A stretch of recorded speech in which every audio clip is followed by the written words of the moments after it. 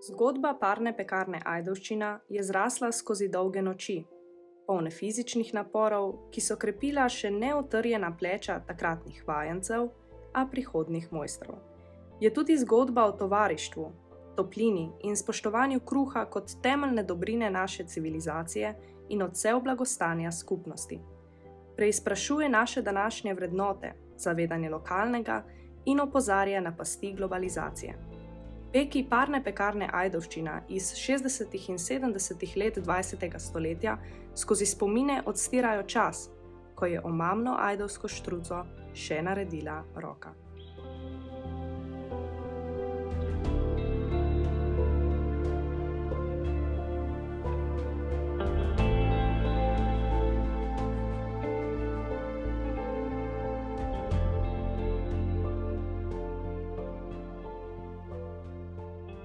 Bodite ponosni, da ste pekar. Ko sem končal osnovno šolo, leta 1968, sem se odločil, da bom šel v srednjo šolo. Vendar za to ni bilo denarja, zato sem šel za pekar. In sem začel seveda delati v pekarni tistega leta in se potem tudi v tej pekarni v Ajdovščini izučil. Doma smo bili sami fantje in so nas navadili vse delati mama, od kuhanja do peka in to, in se mi zdi, da je pekarstvo tudi, se bo najbližji temu, no, in sem šel niti 15 let, nisem se vajencev. V pekarni rabijo še nekaj ljudi, nekaj vajencev in sem pristal pač, pa sva z očetom šla na pogovor in sem bil sprejet kot vajenc. So lepi in tudi malo težki, mislim. Tudi lepi spomini so. Prej smo bili na toplem, edino to je malo ob 3 ponoči se že mogo vstati po vajenc. Dolge nočne ure niso čisto enostavne, če jih moraš skozi. 48 kil sem imel kot vajenc, ker sem prišel delati vreče, z moko so bile tiskati 50 kilske. In je bilo treba tisto vreča dvignuti 70 cm visoko in 30 noter tisto. Začetke je šlo malo težje, pa zdaj mi je kar. To se je govorilo po pjekovskih izrazah, ne, in je bilo malo vse skupaj malo čudno, dokler se malo ne uloviš ali prideš v tisto, no, v delu. In tam se ti je primilo za roke, in zdaj, mi smo bili vajenci, ko smo imeli vse roke polimane od tega testa in te stari osli so nas hecali, so rekli, poglej, daj bež po mamo domov, da ti bo čistila roke.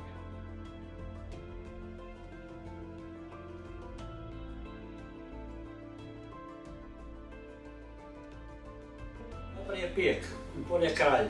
Če peka ni, tudi kralja ne bo. Tista peč je cel dan imela svojo določeno temperaturo in se počasi hladila, dokler jo zvečer prvi, tisti, ki je prišel v predpečnik ali pa v mešalc, ponovno sčistil in kurišče in na novo naložiti. Ampak tisto testo spraviti s kotla na delovno mizo, to mi je bilo meni najbolj težko. In na tak delilni stroj, to je ročni delilni stroj, smo mi eno soboto in nedeljo napravili 36.000 žemelj.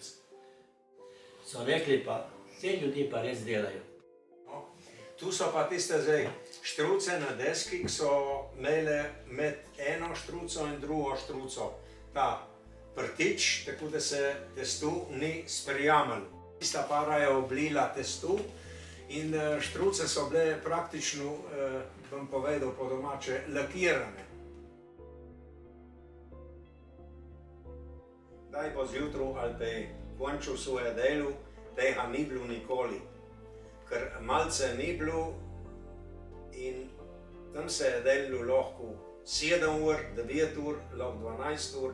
Ni bilo pomembno, važno je bilo naročilo, da je bilo izdelan kruh v taki količini, kakor je bil naročen. Takrat je strašno malo kruha ostajalo. Vse trgovine so imele svoje stalne stranke, so napisale, kdo ga bo vzil, koliko ga bo vzil.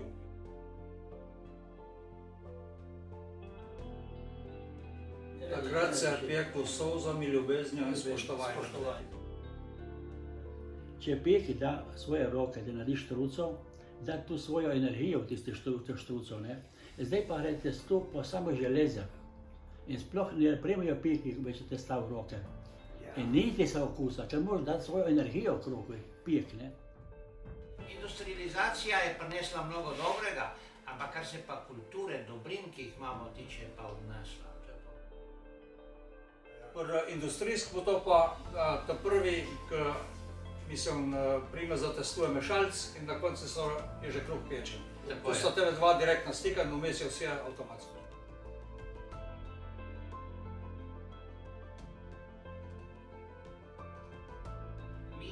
Če bi jaz danes vas vprašal, kaj je pravzaprav naša kultura kruha, primorska kultura kruha, se bojim, da bi seveda najdel nek odgovor, ki ni dejansko tak odgovor, kot ga mi nosimo v sebi, ki smo bili v tej kulturi kruha vzgojeni. Kakšna je torej naša kultura kruha? Imamo mladi dovolj znanja, s katerim bomo našo dediščino, pristnost in avtentičnost ne samo ohranili, temveč prenesli na naše zanamce? Česa smo se torej mladi skozi pogovor naučili?